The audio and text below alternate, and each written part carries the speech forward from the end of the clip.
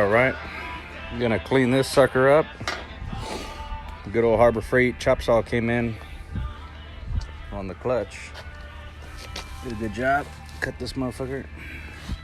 This little back piece will be what I need. It's a little hot, but get it on there, drill the holes, and we're ready to go.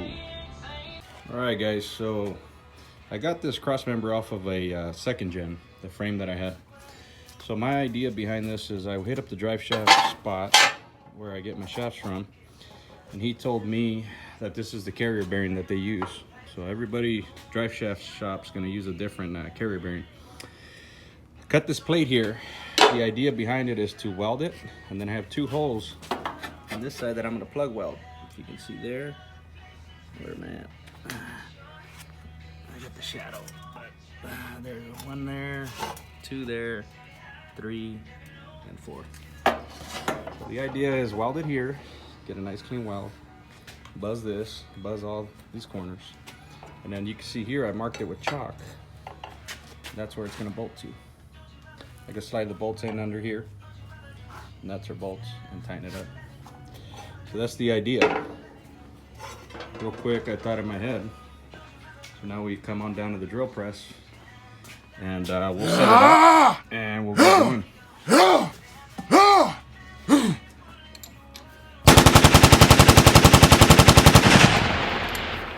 As a matter of fact, I'm not even sure if my vise is big enough. I don't think it is. So let me set this up, and then I'll show you guys where I'm at. Again, so now that I got these pressed, these holes are here. I'm gonna weld 360. Oh, here, and then you can see this here. When I'm ready to bolt it, it'll mate to that hole, and it'll be as if. And I checked the clearance. It's gonna go right in here, so I'm gonna buzz some of this, weld it into the frame, and that way you have the little shaft.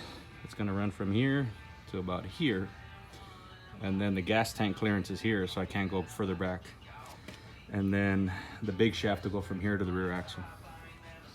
That's how you do the drive line using a second gen cross member on a first gen.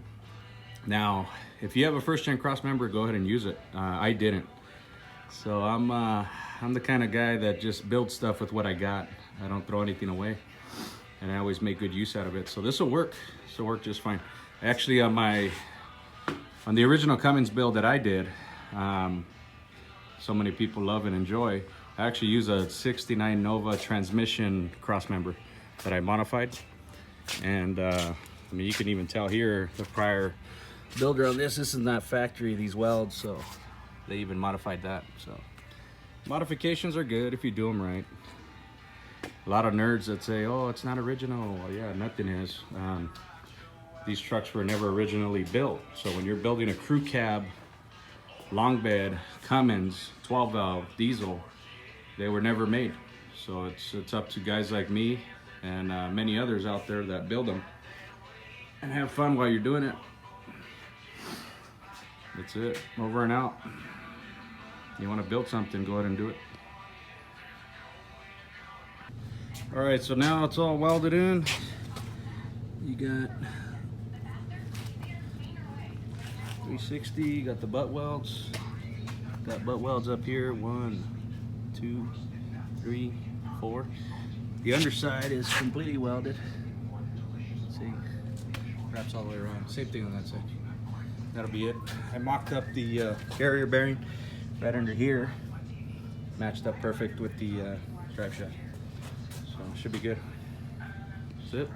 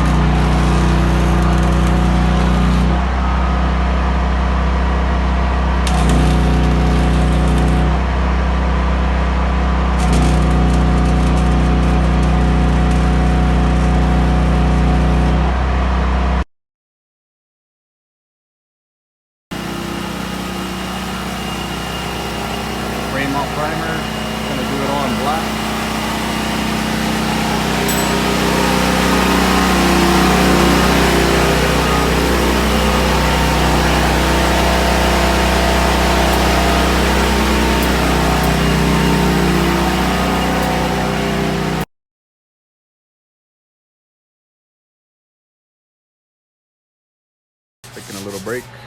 About to hit the 4th coat, and then prep the other parts to paint them gray. Shock mounts, sway bar, and we'll finish the axles black.